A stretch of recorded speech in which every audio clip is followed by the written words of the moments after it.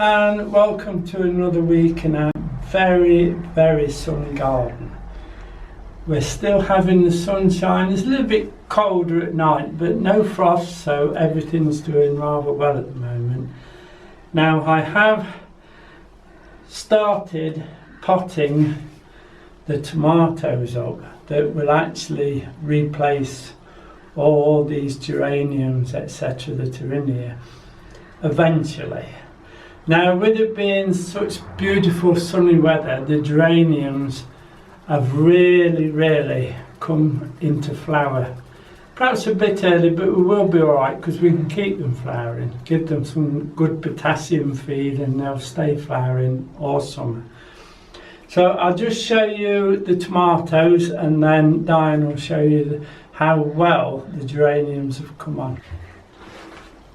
Now I've started potting the tomatoes up that will actually be grown in here this year.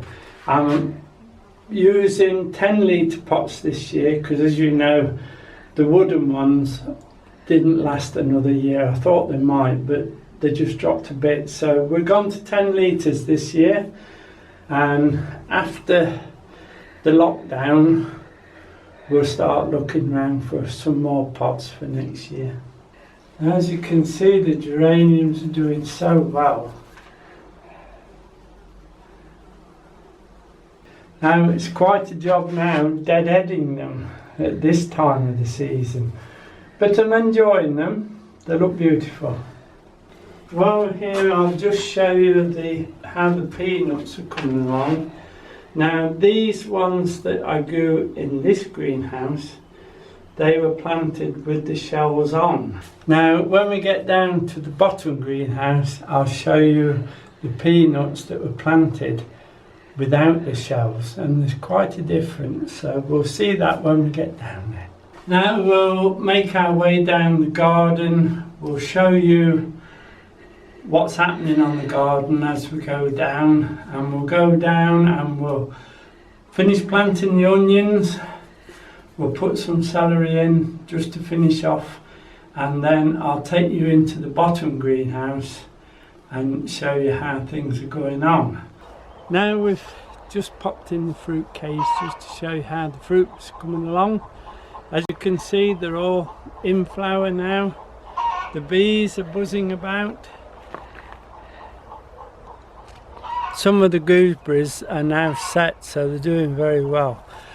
What I do though for the fruit bushes, we've had no rain here for 5 weeks now, so I do water the fruit bushes every other day. Give them about a gallon of water every other day. It keeps them going and it's working wonderful. The raspberries and the strawberries I water every day.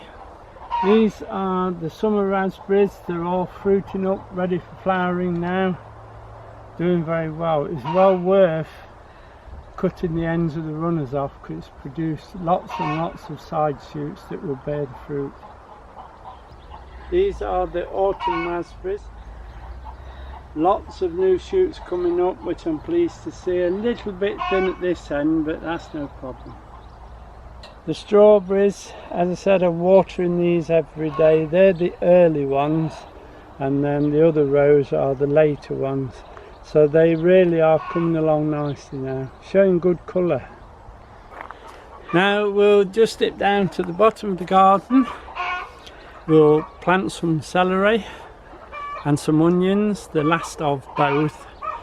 And we'll also take the flower off the rhubarb, and this is where I'm going to put the onions.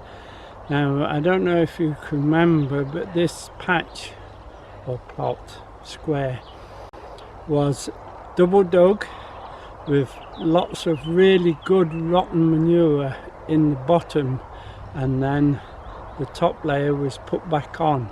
So all the manure is really deep down because the onions, the leeks and the celery really do put big deep roots down, so they'll go down there and they'll feed on that manure that's down there. Pretty straightforward planting them. I cut the holes with the bulb planter. It's very hard because it's dried out, and then we'll plant them and give them a very good watering, and then I shall water every day for at least a week till that soil really gets wet, unless it rains. These have been grown from seed and they're looking quite good. Some are better than others. The ones that aren't so good I've planted up in a line at that end, so we'll see if they'll grow or not. But they're done quite well rooted, and as I say, I've cut the holes, so it's just a case of popping that into those holes. We'll do it in this one, that's nice and deep for this one. Sometimes you just have to take a little bit of the compost off. If you do, sprinkle it in the holes, and then in it goes, nice and square. Put the soil around, that'll do. I'll just show you this one in that hole there. It's not quite so deep, look.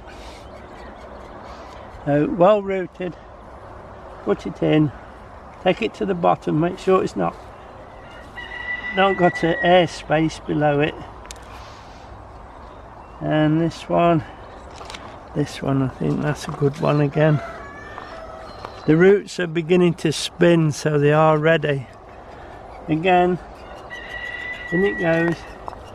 Just take it down gently, don't damage the roots. Bring the soil to the top. I've had to put these windmills here because of the pigeons. They'll come, they have been on and they've knocked one or two over. My big spinner, I can't find the base pin for it yet. When I find that, I've got it somewhere. It's one of those jobs. As soon as I find the base pin, then I'll put that here as well. So in the meantime, we've got windmills. Let's put them in. Again, look, in she goes to the bottom of the hole and just pull up. You can't press these.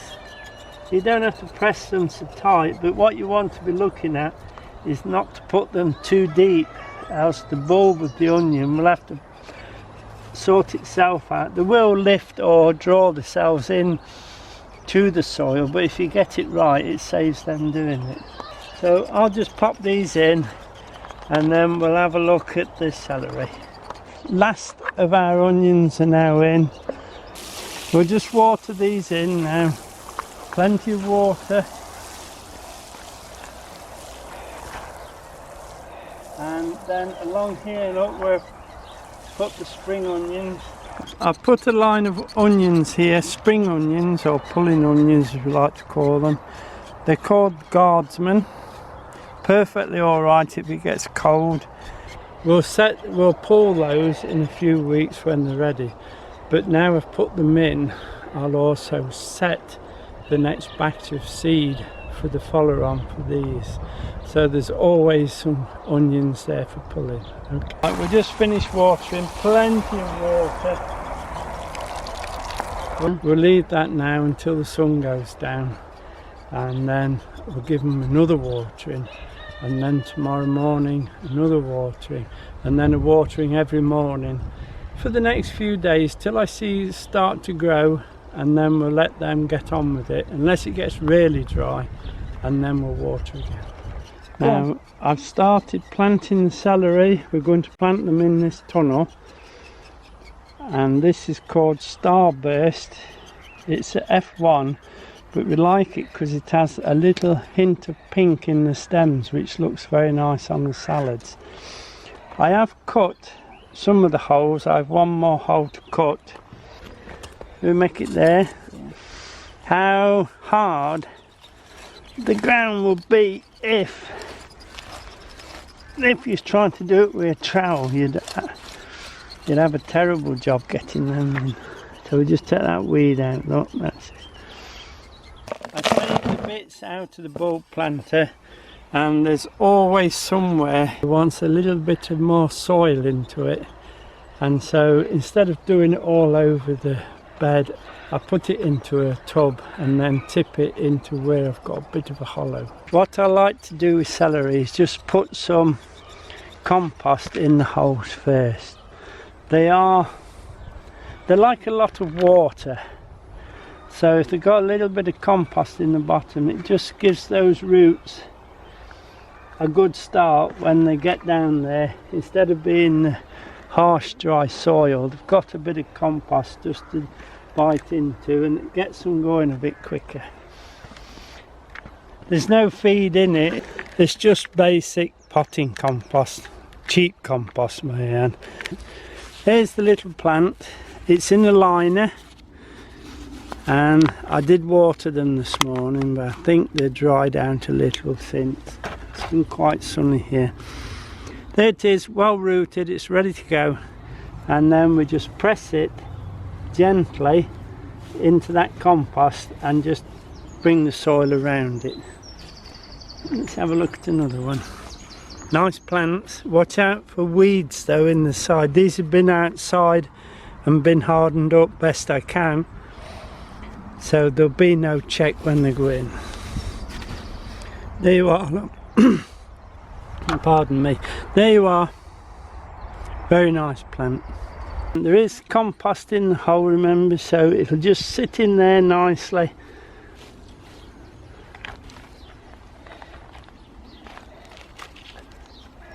So there'll be hardly any check to them at all. As you can see, they've sat in there nicely. I did those this morning. Again, look.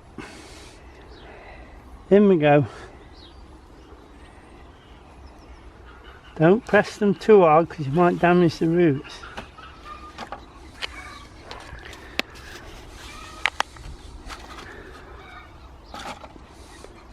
They have dried out a little, but we're going to water in a moment. In they go. And then just tidy around. 3 more then, here we go. Watch out for weeds coming up. And as soon as we start watering this, there'll be weeds coming up everywhere. These are a bit tight to the side, but we'll probably take these 3 while they're still small. Nice plants of weed there, look, take that out.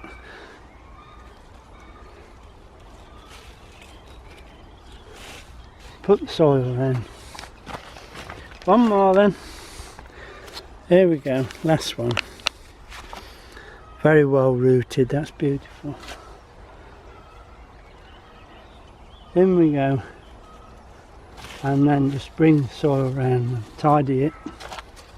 And then we'll water them now. Can of water in them. Right, we'll just water them, plenty of water. As I say, I'll water them now, and then what we'll do,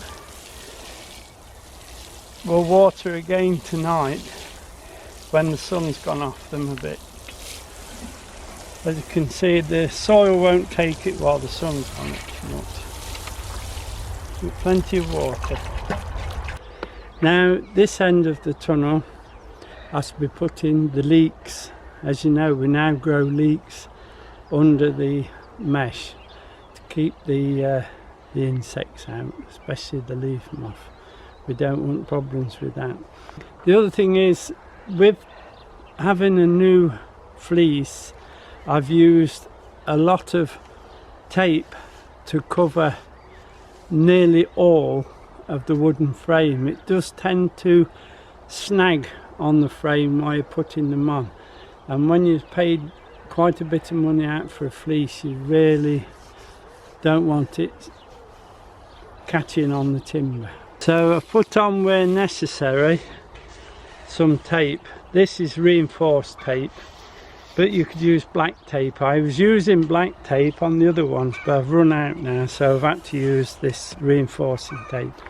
Now we'll just put the cover on. Obviously, if you can just bear with us while we do it, then I'll show you the cover on, and then we'll go and get that flower off that rhubarb, because it's, every time I look down the garden I just look at that and I know I've got to see to it. So let's finish off here and we'll go and get them. That'll keep the pigeons off and the bugs. And when we water later on, we water straight through the mesh now. We don't have to lift the mesh to water.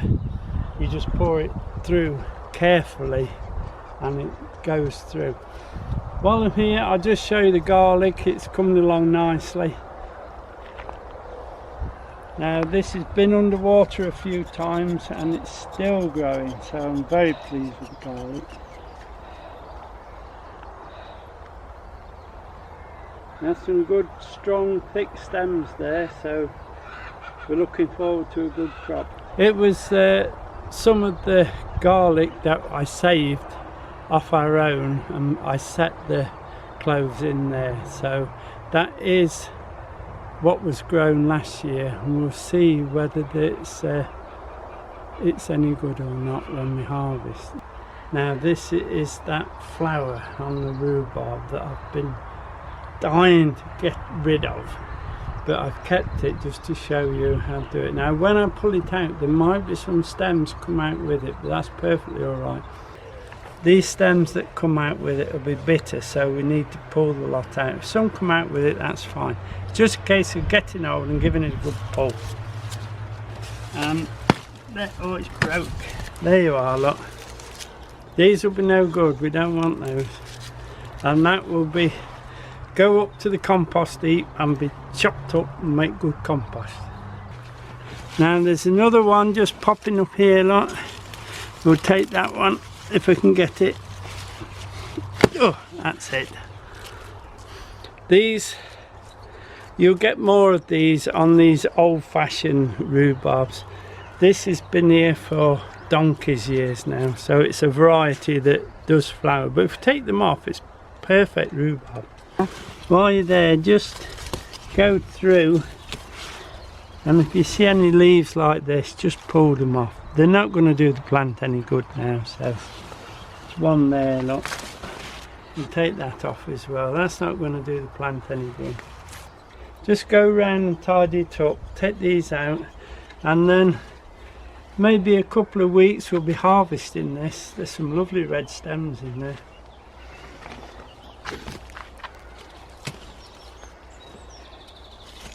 What the rhubarb really wants now is some rain.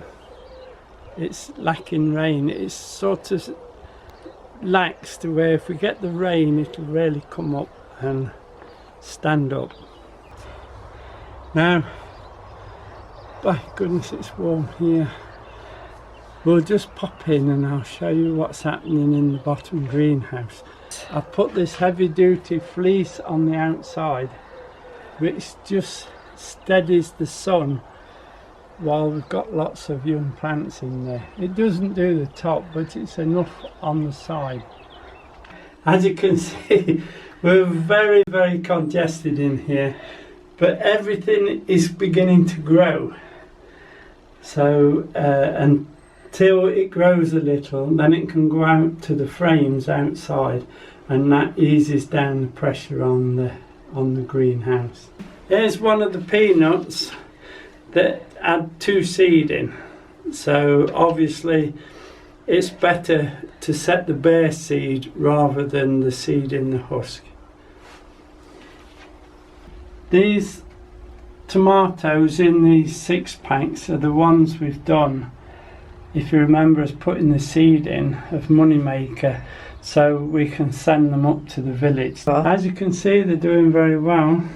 The aubergines are doing well. I have stopped them now. I stopped them at about 4 inches and they're just starting to break. These are the peppers. They're the yellow ones, they're doing well. The red ones are doing well. And the hot ones are doing well. That's Apache, the hot pepper. The rest of the tomatoes, I'm trying to hold them as long as possible because I would like to put these outdoors, but I don't think I'll be able to hold them in these liners much longer. I'll have to pot them, that's all, and then grow them on. Look at that end, you can see the tomatoes are all sat there nicely that have been potted. They're quite alright. The sweet corn, the first batch, is doing quite well. I set another batch in some books. They're coming up well at yon end. These are the ones in the books, they're doing very well. I won't pot those on, they'll go straight from those books into the garden. These are the Turk's turban that we set last week. They've really shot up. And I don't know if you remember when we did those cuttings, fruit cuttings of that mint. There they are, look, all coming up nicely. Done quite well, quite quick. These are the butternut squashes. If you remember, we set the seed on the edge. Well, there's plenty. They've all taken, look, because there's one coming through in the last pot now. These were the beans and peas that we set last week. Peas are away, coming up nicely, but they do germinate a little bit faster than the beans. Looking at the top of the compost, they're now beginning to lift. So they'll be through in a day or two. Down the line, they are all the marigolds that I'll be putting down and around the vegetable beds. Now, we've had a report that the marigolds somewhere else hadn't germinated very well, so I was quite worried, but also quite pleased to see all these germinating, so they're doing fine. Well, we've got these little gem lettuce in these troughs that we've grown in the greenhouse. I don't remember, we've only a few weeks now since we potted them into these troughs, but I need to cut one because Di wants one up at the house. So there you are. I've got the next batch set, which are coming up nicely, and I've also put the little gem with the red tops leaves. They're coming up as well, but they will obviously go outside later rather than being here, because it's nice to get them nice and early. If you look, in the next week they're going to pop out the top and want to flower. And there's the next set, those 10, which hopefully will go outdoors, probably in one of the cottages. I'll just show you the beetroot in this cold frame. It's out here now to harden up a little, and then we'll get it up there in the bed. They're doing rather well. That's where the onions were. Now the onions are gone, it's made me some room to release the beetroot out. These are the red cabbages that we'll plant next week. Doing very well. The lavender cuttings, they're out here now, they're fine. A few more red cabbages there. I'll have to get this frame tidied out. We've had to come out the greenhouse. It's far too hot for Diane in there. No. I was suffering as well, mine. This is the apple tree. Got beautiful blossom on it. It's nice to have apples, but it's also absolutely stunning when they're in blossom like that. Now I should take my lettuce and go and have a cup of tea. But for you, I'm afraid that's it for this week. Now next week we'll put the red cabbage in, and we'll probably put some of the squashes in if the weather holds. We'll keep one eye on the weather with that. And we also need to prepare the beds for the beans and peas. They're the bottom two behind me, which I haven't really started preparing yet, so I need to prepare those. The potatoes should be coming up by next week, I hope, depending on the weather. So that's it for this week. Many thanks for being with us. Many thanks for subscribing, and please remember, stay safe. We want you with us till the end of the season. Take care, everyone. Bye now.